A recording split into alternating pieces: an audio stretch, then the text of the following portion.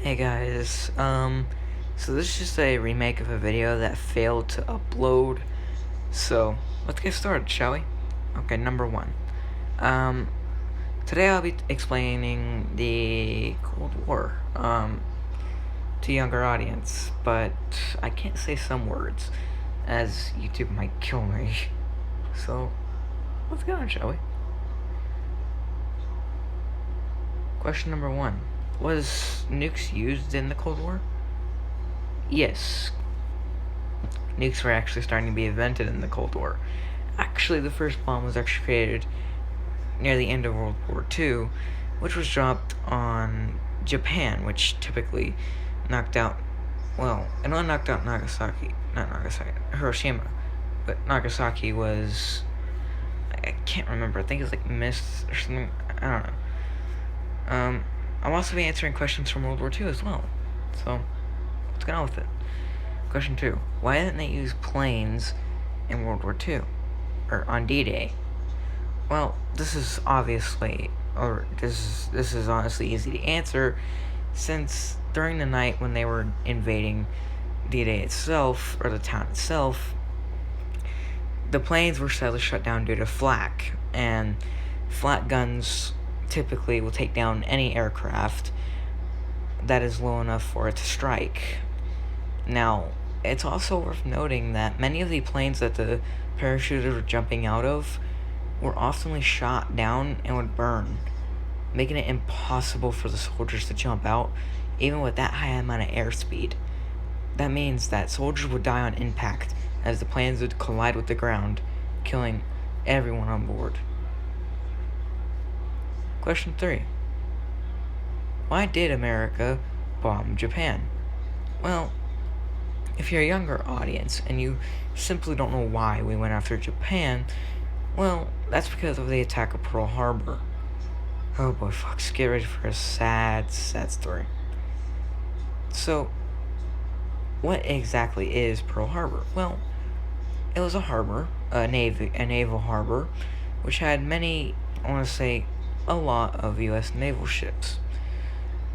But the Japanese wanted more land, so they switched to the Axis, which is Germany and, the bad countries, the bad guys. So what they did was they flown over the small island of Pearl Harbor and bombed the hell out of it. When I mean bomb the hell out of it, and they dropped bombs they dropped bombs constantly. Over 2,600 soldiers would sadly pass away in this unfortunate event and surprise attack.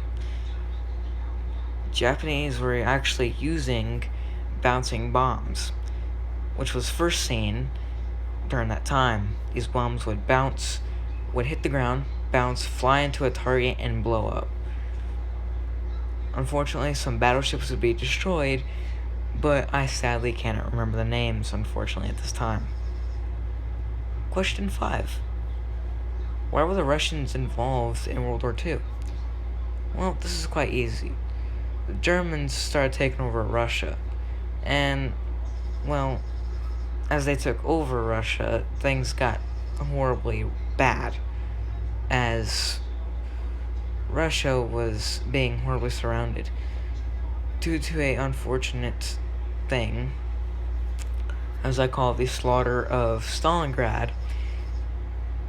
Many people did die in some Russian towns. One of them was unfortunately brutally murdered. What I mean by that is I meant even civilians were killed. The Germans at the time didn't care about civilians. And I can't blame the civilians for letting the Germans kill them, because if you were caught as a prisoner, you would be unfortunately whipped to death and put to hard work by the Germans. This is very, very bad, and I cannot show pictures because of YouTube's guidelines.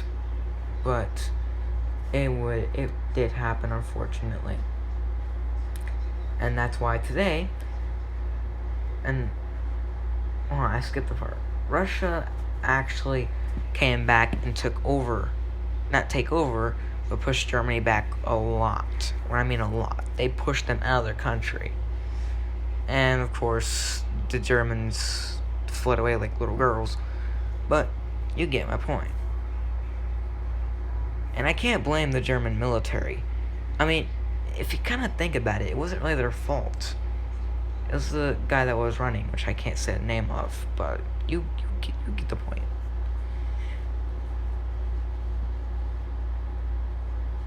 Alright, a little bit more about the Vietnam War, since this video will be for a younger audience, but I'll still leave the comment system open, since y'all love to comment.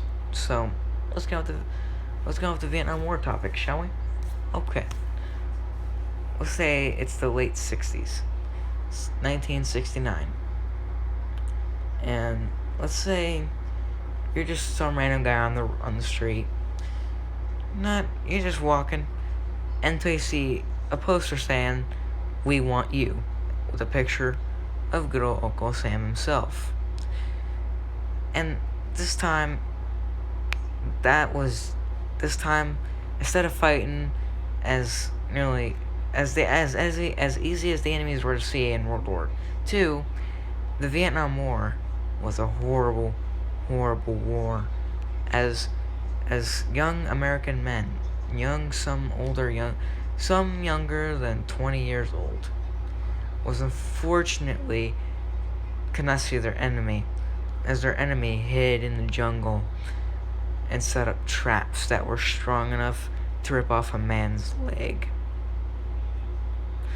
These unfortunate events could easily take out anyone, and the Vietnamese were smart people. You see, let's split Vietnam into 3 sections. At the top, with the red, you have, well, y'all can't see that because I have my phone face down, but let's just imagine in our heads. At the top, you have the Viet Congs. I can't say the other word, we'll call it the C word, since this may be offensive to some viewers. Then you have the middle section. The middle section is the Republic of Vietnam. The Republic of Vietnam was on the American side. The bottom side, you have NATO, or formerly otherwise known as the U.S. The U.S. was helping they were helping the Republic of Vietnam until finally the war got too bad and everyone had to evacuate. Unfortunately, soldiers and civilians will trample each other as they run from the pending doom.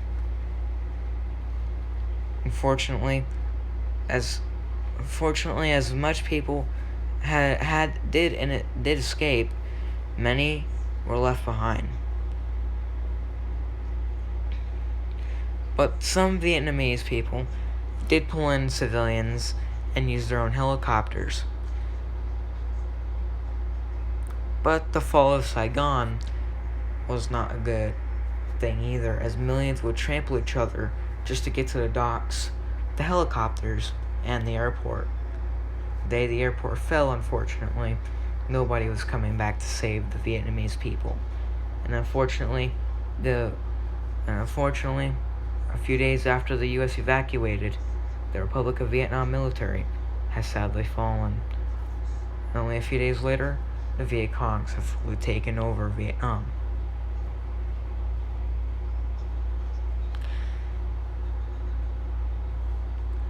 But you're probably asking yourself, why did the U.S. leave? Why didn't we just stay there and keep going to war? Well, that's a question I can't really answer, since there's 2 political parties that have their own beliefs. And, you know how that goes. So, I'm going to answer it in the best way I can. Actually, it's probably best if I just try to not answer it, since both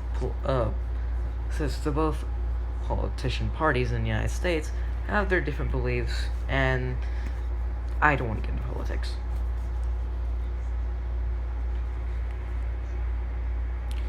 I really hope you guys enjoyed the video today. I hope you enjoyed learning the topics of Vietnam, the Cold War, and World War II. But there's still one question that lingers out there. Will there be another Vietnam War? The answer is no, as the United States have disagreed to dare go to war with the Viet Congs, or otherwise known as the C word. But they did say that if two countries did attack each other, then yeah.